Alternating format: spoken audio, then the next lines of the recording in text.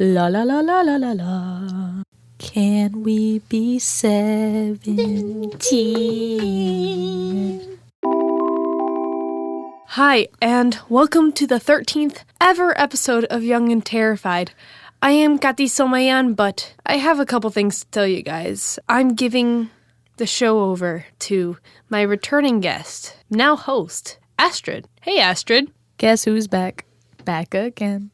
It me. So, the reason why I'm handing the podcast over to you after these 12 great episodes, I'm stressed out all the time. Theater has been ramping up with shows coming along, SATs having become increasingly difficult, and AP Lang tests, which you're also taking, so I don't even know how you're gonna be at the helm of this project. I can't. You know what? The podcast has become too much. It's my brain baby, but I will let you become the foster mummer. The foster mummer. The foster mother. What a great start. Perfect. Good. I'm great. I'm giving this over to you. The foster mother of my child, Young and Terrified. Are you ready to take on that challenge? Honestly, out of all the people that you could have chosen for this, I'm glad that you chose your extremely humble, fantastic, amazing, smart, beautiful best friend to take over this position for you. Sure. Very humble. You're going to need a new byline, little another subtitle thing. I'll figure it out when the time comes. Yeah, so today's episode, you're going to be hosting, and I want to see if you have the chops, the guts, the know-how. I have all the body parts to be able to take on this role. To be the host of Young and Terrified, for you must learn the way of the Jedi. You must train as a Jedi train. I will, Sensei. No, that's not... Anyway, I usually ask people that you would like to ask me. I did, because I brought my notebook in the studio with me. So, Katy, how have your last 24 hours been? Ooh, nice touch. Very good. Thank you. I'm very proud. Thank you. My last 24 hours have been interesting. Please, elaborate. Well, it started during the day in which we started watching The Good Place in creative writing, and we're going to be watching this whole season of the show throughout the rest of the year. Would you say it's a pretty good show?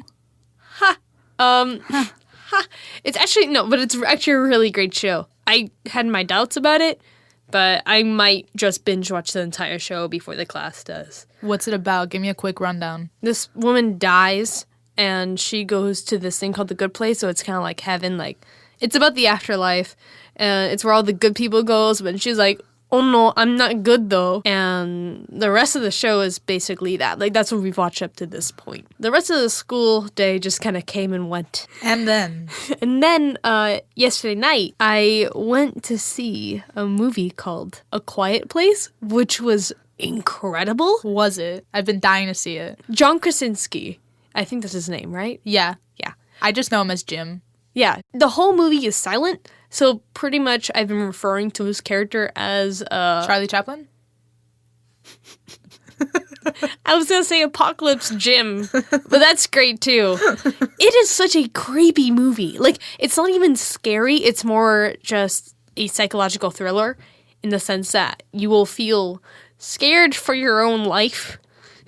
And like, you're in there, and the idea of, oh my god, imagine if this were to happen in Miami, in which everyone would die because no one in that theater, at least in that theater, no one could stop talking. Katy, we're Cubans. We're loud. Okay? Yeah, no, there is no quiet place in Miami. Or like, I would screw it up and I'd sneeze or something, and I'd just die.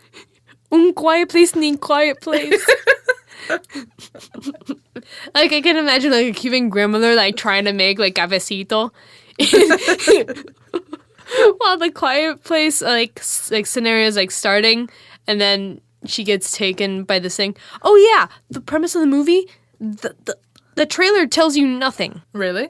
And the movie also tells you nothing about why this is happening and why did they have to be quiet, even though like it's kind of implied that there's a thing there that doesn't want you. That wants you to make noise because so it can eat you because it's hungry. Yes, cool. That. It's like, it was so Stranger Things. Really? Like, yeah, that was that. I remember like watching the trailers and I thought that thing looked like the Demogorgon, like whatever it was. It did. Right? It looks so like it. did. Yeah. Yeah, it's also like a surprisingly short movie. So it does what it wants to do in a short amount of time, which I think in this day we need to make shorter things because people have short attention spans. Yeah. How do you feel about this concept, this, quiet concept?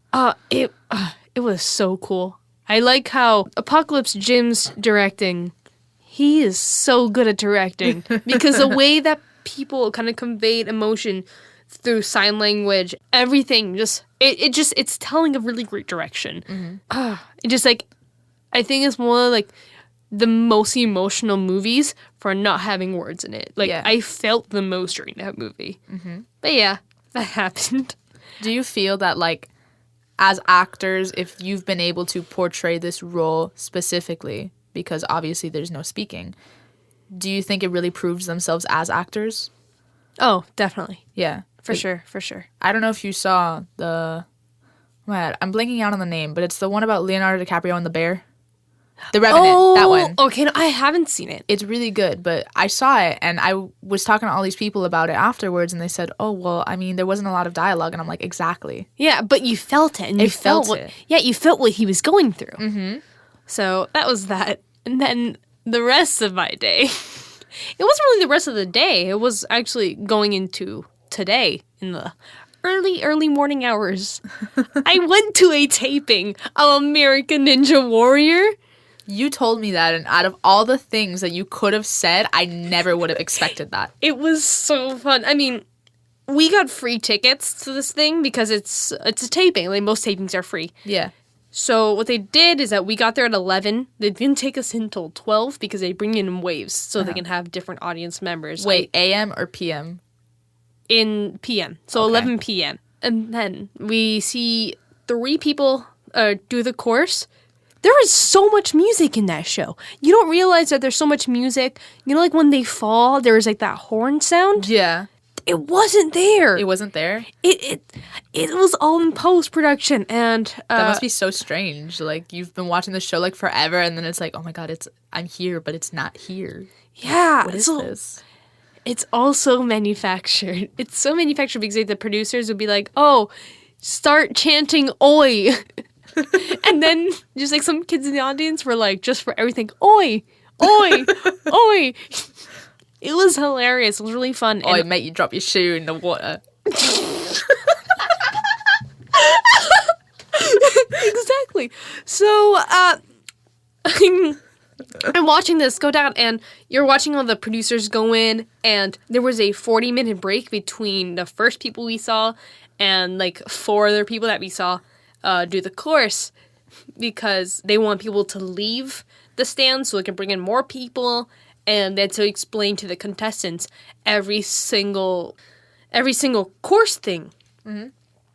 And they want the contestants to ask questions about it. Like, they're not allowed to sit on the quad steps. Mm-hmm. You know, the ones where they have to, like, the first one where they have to jump from side to side.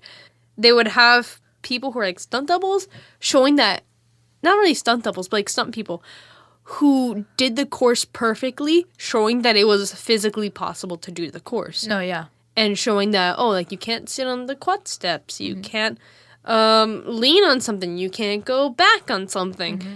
But it was super interesting seeing all that play out. But yeah, American Ninja Warrior, very fun. And I might be on TV. How so? Explain. Oh yeah, they gave out signs.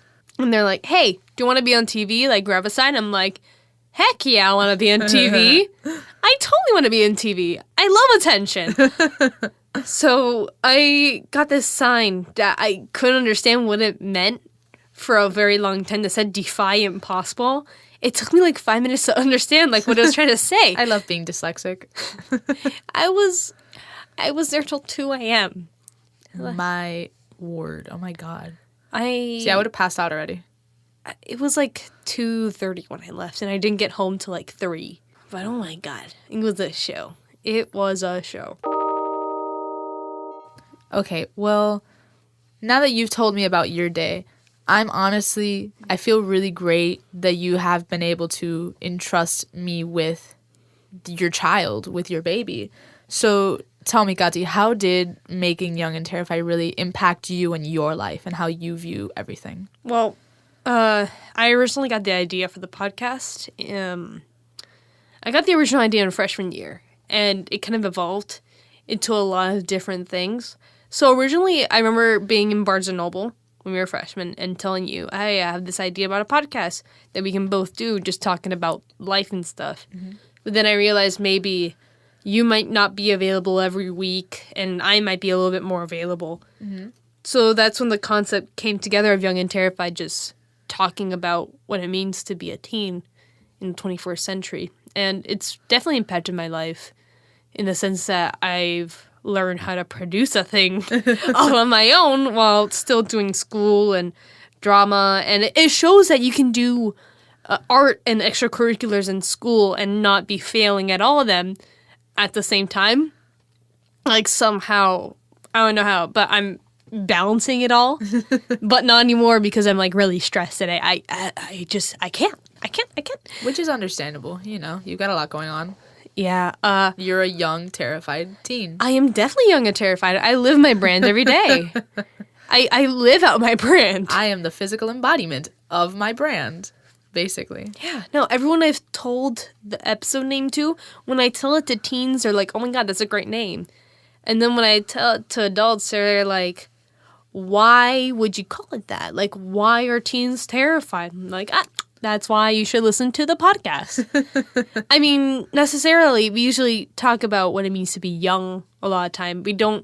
Sometimes we do get into the terrified bits, and sometimes we really get into it. And sometimes some people aren't as terrified as others. Mm-hmm. But I feel it's just a shared sentiment throughout our generation. Yeah. Because we live in a time of a lot of uncertainty. There's a lot of stress going on around us, you know.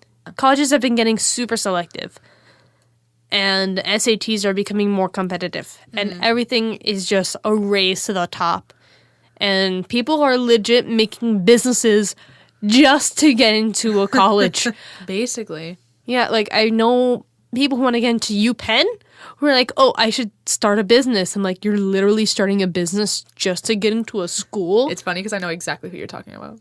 Yeah, I know. But it's insane. It's outrageous that we have to kind of give up our own lives and give up our ability to experience what it means to be young. And we're always told, oh, like, you regret not doing this thing when you're older, or you're gonna fail everything if you don't do this one thing right now.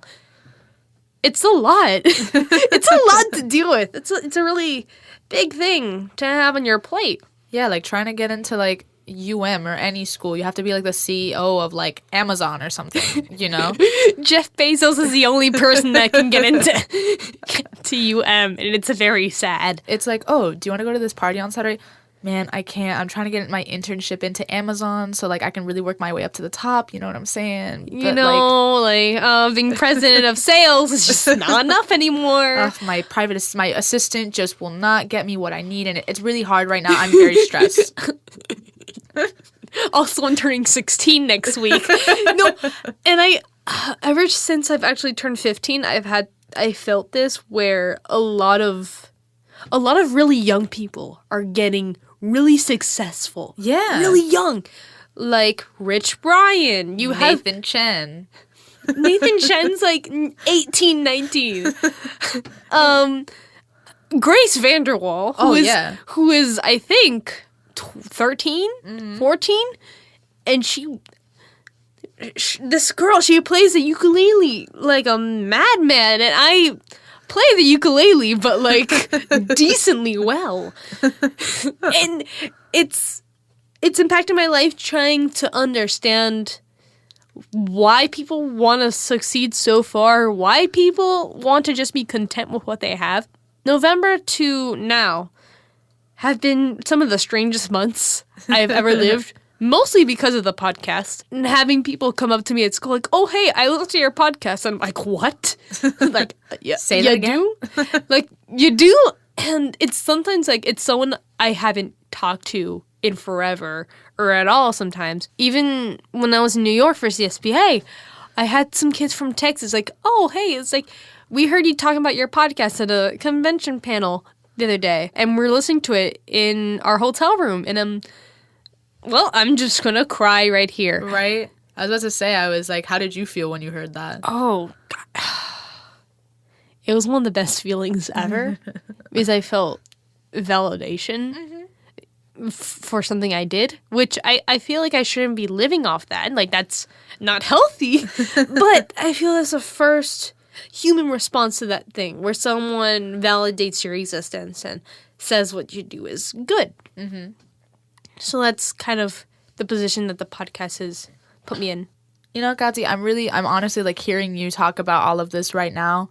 I get nervous too. Now I'm nervous having to have this responsibility and seeing that it really does make you happy.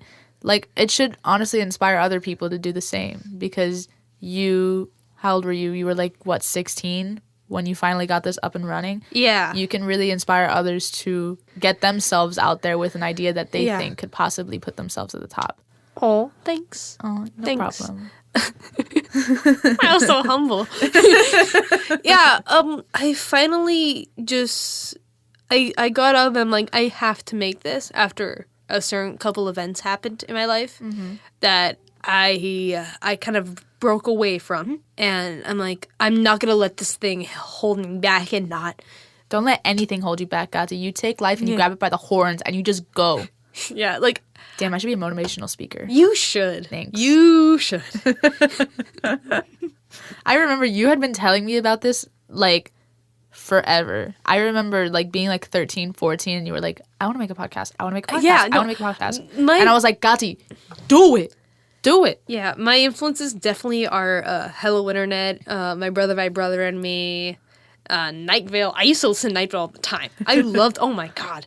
And I got to meet the cast of Night Vale. That was When awesome. we were in 8th grade, I got to meet them and I cried because I was cosplaying as one of the characters. And I was like, I was really emotional that whole trip. I saw you talking to Cecil Baldwin, the guy, what's his name? What's his name? Yeah, Cecil Baldwin. Oh, that's his name? Yeah. Oh, okay, cool. Well, I saw you talking to him at the convention, and, like, even then I was like, oh, Gati looks like such a nerd, but she looks so happy.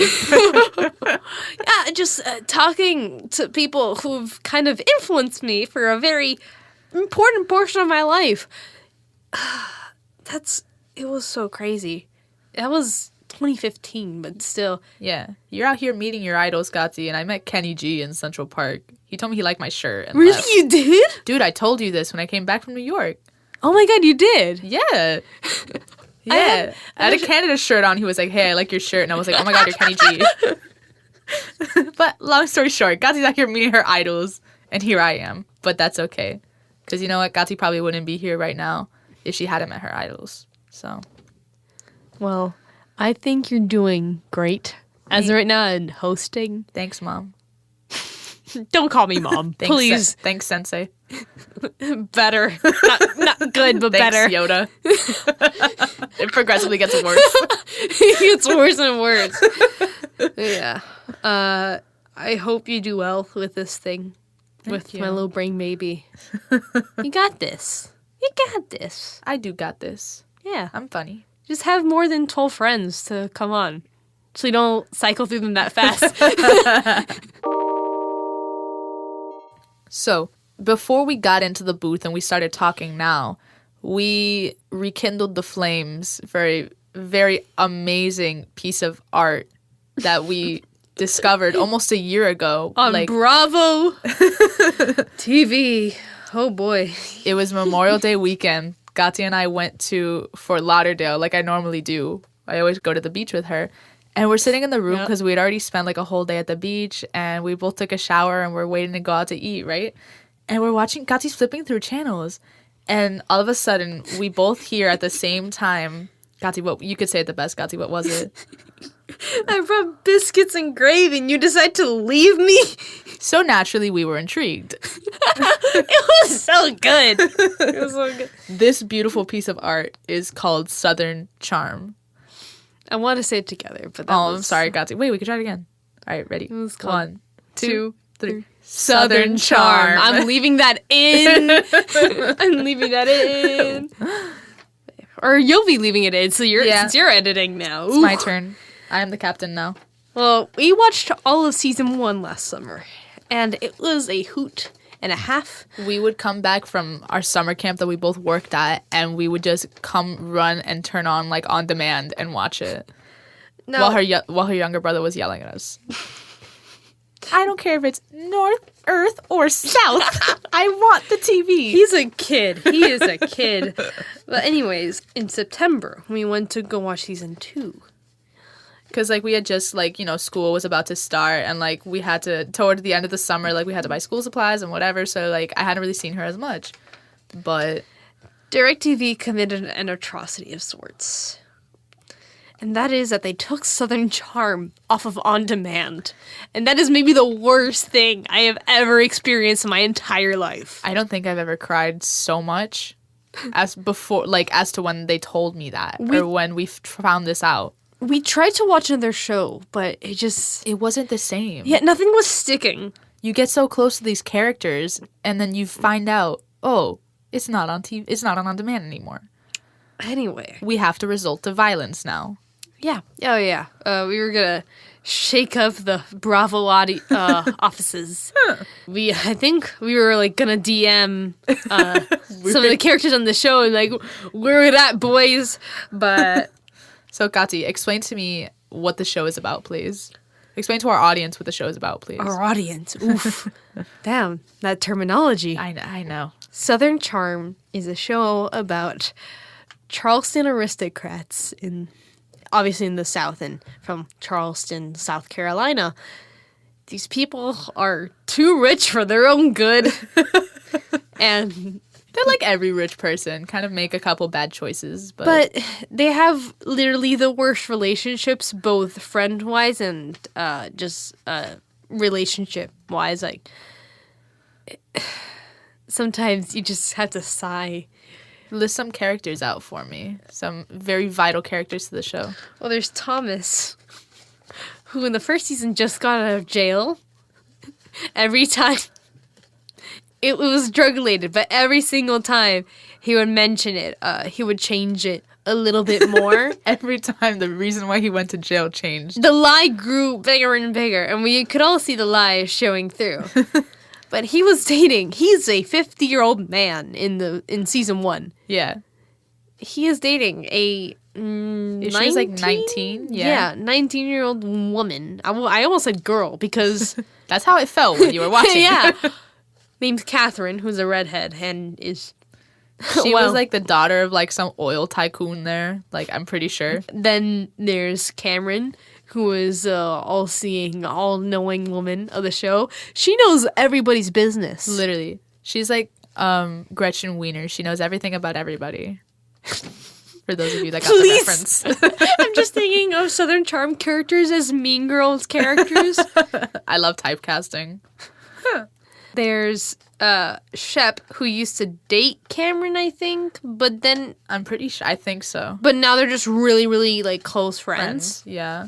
But Shep is something else. Shep is my favorite character. He is a mess. He's the one who said the biscuits line. He needs a lot of help.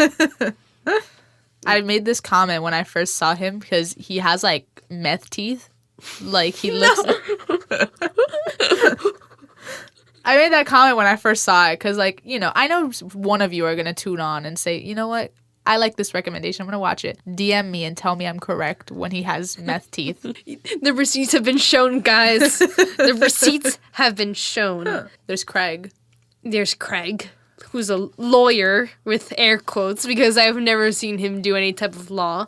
In the first season, he was like, he just didn't want to go to work. So some days he just didn't go. Right? He was like, I'm a lawyer, but, like, sometimes I just don't feel like going to work. And he had these, like, really lavish houses, even though he was living by himself and didn't have a ton of money as everyone, like, as much money as everyone there had. Then our two favorite characters, Jenna and Whitney, who I think, are they in this season or are they not? No, Whitney is in this season, but he left, and I guess he came back because he's, like, a vital role. But Jenna left to go pursue, like, her fashion career in, like, New York with her sugar daddy.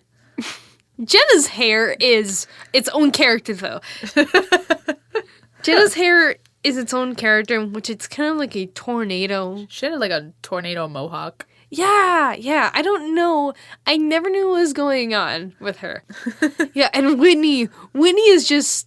Whitney's something else, honestly. Whitney pretends to be a lot younger than he is, which is a theme in this entire show, that really older dudes pretend to be a lot younger than they are. So today we watched season 6. I'm so happy to get back into it. And we have some notes here. Yeah. And Nochi, this was about like 17 minutes into the show. We only saw half the episode. Yeah. If you're interested in the show, you can watch it after. It's on Bravo. Go do that. It's so good. But anyway, I'm going to read off one quote that I wrote down, and you're going to read off another quote. We're going to go down and we're going to discuss as it happens. Yes. So Thomas and Catherine used to be together. They had a child, and then they split up, apparently. Now, Thomas's new girlfriend hates Catherine. I think so it's a much. mutual hatred. So she's like, oh, you're just a baby mama. You're not a family. Okay. And usually that show, like, they're kind of, like, put together, and they don't really, like, fight a ton. Mm-hmm. A ton, like, in, like, around other people, like, they don't fight. But they're in season 1, they got into, like, a fist fight. And It's the bro code. Anyway, that was a very fun line. Oh, hand me a line. Can I please get a large chicken nugget meal to go? And what might you say about that? Oh, yeah. So Cameron is currently pregnant, and it's funny, in season 1 she's like, I don't want kids and whatever, I'm a real estate agent, I can do what I want, blah blah blah. That was basically her whole character. And then, now she's pregnant, and like, because some psychic told her that she was gonna have 3 kids. But so since Shep and her are like really really close, he goes to, they didn't say the name of like whatever fast food place, but he gets a spicy chicken sandwich with Swiss cheese, and he orders her a large chicken nugget meal for her child. I also put from that scene, Shep saying that we're not so sure, it could be an alien. So the fact that Shep said that it might be an alien, I think is just talking a lot to his character. I feel like I'm like rhetorically analyzing this show in a way that it shouldn't be, because it's a really good bad show. Yeah, basically. It's so reality TV. It's so Bravo. Let's skip around a bit. Yeah, I have one, and it's, I couldn't watch you and Victoria canoodling. Who uses canoodling? When was the last time someone used the word canoodle? Apparently everyone in Charleston. And the context to that quote is because there's a new character introduced, and I think her name is Naomi, and her and Craig had apparently been going out for 3 years, and Craig started going out with one of her friends, and they were both at a party together, and Naomi comes up to Craig and says that. And she's saying, oh, everyone in this town has been together, or are my friends. So it's... Charleston, for being a major city, is small. I think the rich population is just very small. Yeah. And it's very easy to run into people who are far too close to you. I think it's just because, like, everybody that they think lives in Charleston are only rich. So basically everybody else that lives in Charleston lives somewhere else. They live in Savannah. They live in somewhere else other than Charleston. I would like to add also that Shep is 38 years old now. Yeah. And he is dating girls that are in their mid to late 20s. Mm-hmm. And he only wears clothing from his clothing line. Yes. I can't believe him. Called Shep Gear. He is an unbelievable person. So, Gati, do you have any more quotes that you would like to say? No, I am good, but I think people should watch Southern Charm. Because honestly, it is a work of art. And I'm not just saying this because I've seen it, but it is magical. All right, so we're going to take a quick break, but we'll get back to you in a few. So, Astrid, are you ready for your first housekeeping? I am. Heck yeah. So I'd just like to say thank you to all of you for tuning into this episode of Young and Terrified, episode 13. A special thanks to Gati for handing over the podcast to me. And I'd just like to say, if you want to hear more, then you should totally go to YouTube, youtube.com/Shane Dawson. Oh, sorry.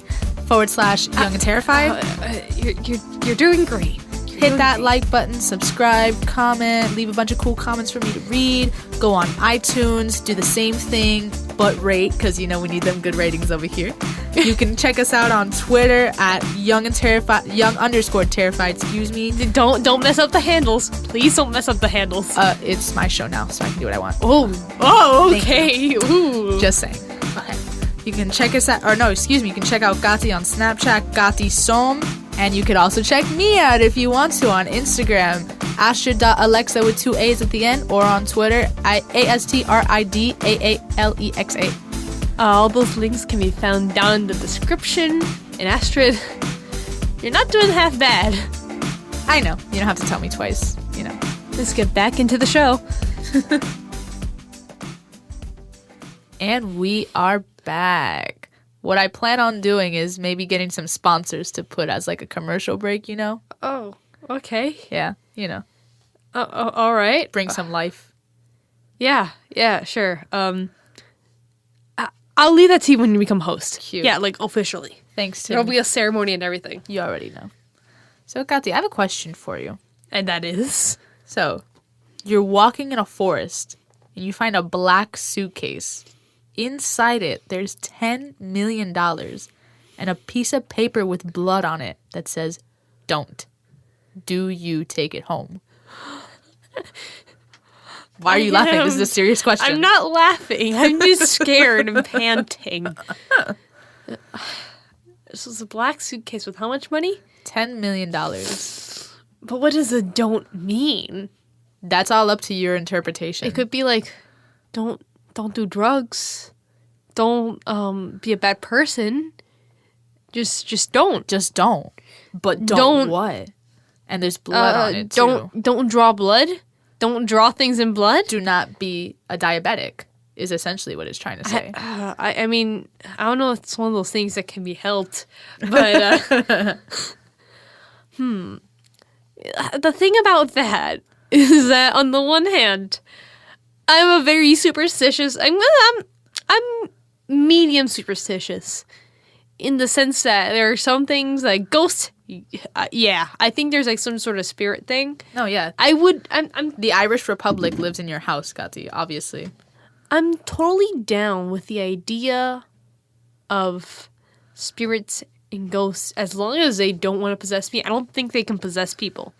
But I can get down with the idea of auras of things. I think astrology is BS, but a couple of superstitious things I can get down with. I can get down with spirits and auras. I feel some people just have ways of being that are beyond themselves. But don't written in blood. On the other hand, I do have to go to college at some point. And if I can go debt-free, that would be good. I'm imagining everything I can get. Because over spring break, I did a lot of watching the Wealth Channel. Oh my god, a wealth of entertainment? Yes, I love that. I love the Rich People Channel. I love it. And there's a show on jet buying. Oh my god, private jet buying, and it was like House Hunters, but for private jets, and it was maybe the best show I've ever seen. There's one. Think of it as like some show on like HGTV. So they find this couple and whatever, and they're like, "Oh, we're looking for something small." And the three, because you know how like on HGTV, like they'll ask you like, okay, so what do you want in your house? Do you want like a big porch? Do you want like a nice backyard? And so they're like, oh, okay, so like the three things that I've narrowed it down to that my house must have, I must have a front yard swing, but in Greece. Or I must have a room with a beautiful view, but in Ireland, and it's like they'll pick three different like countries, and like you have to find a house meeting those requirements there. You have a really big pool of places if you have multiple countries, Astrid. You could be featured on that show if you take this suitcase, Katy. I can. You can. I could buy myself my jet. on the jet show, there was a family, mother and father. They're like, well, we want to take our son traveling across the world, but they toured a jet, and they're like, the only thing about this jet, though, is that it will have to stop over somewhere to refuel to go from the United States to Europe. And they're like, I don't know. I think we should go higher so we know what to stop. I'm like, my mom won't even take me to school. But there's parents buying jets for their child to take them around the world. Yeah, I was like, oh, you just want little Timmy to enjoy the world. But anyway, I feel like I would get school and my private jet. Two very distinct things that I need in my life, for sure. With those $10 million. You could take a private jet to school. You know what? I'm taking the suitcase. You take it? I'm taking the suitcase. But what if, like, the Irish Mafia comes after you? What do you do in that case? I'm just going to join the Irish Mafia, I guess. Well, I mean, the Irish Mafia already lives in your house, Katy. That's why your house is haunted. Yeah, my house is totally haunted. It's totally haunted. Katy's, like, pictures that she takes, like, in her house have, like, a bunch of weird orbs in it. So, you know what? Like, yeah, for sure. Well, Astrid, I think you've passed this episode of trial hosting with flying colors, all A's, all the best marks for every class of podcasting. Is there anything you'd like to say as I induct you as a new host for Young and Terrified? Well, besides, the multiple times that I've said thank you for giving me the show, I just want to, like, inform you on all, like, the spins that I'm going to be doing on the show. So, as the new host, since I boot-ganged this show from you,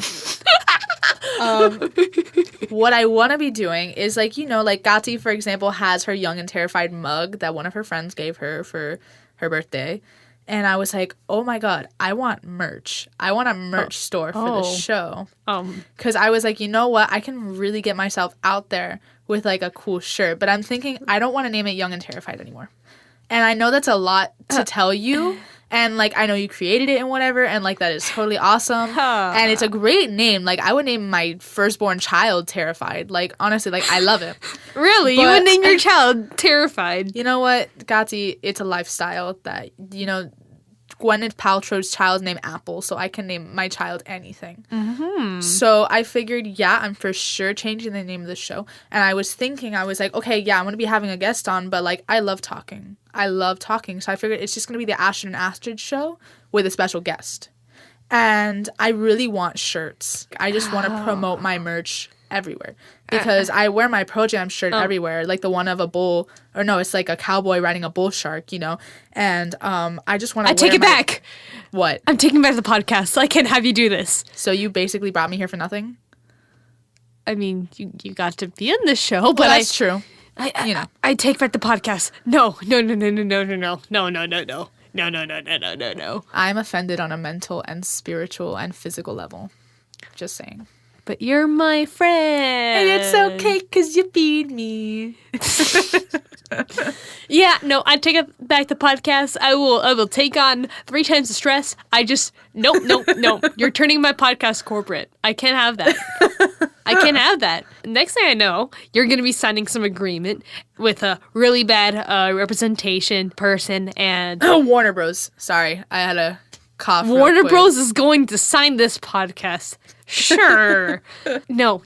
Podcast is back. It's mine. Guys, humble host, Katy Someillan, here to say thank you, Astrid, for coming on, even though you brought that offer to the table. And thank you to all of you for listening. There will be much more with me as host. I will never let anyone at the helm of this thing ever. But anyway, I hope you all have a nice day. Bye-bye. Peace. It would have never happened. I thought you were waiting for me. No. Okay, bye.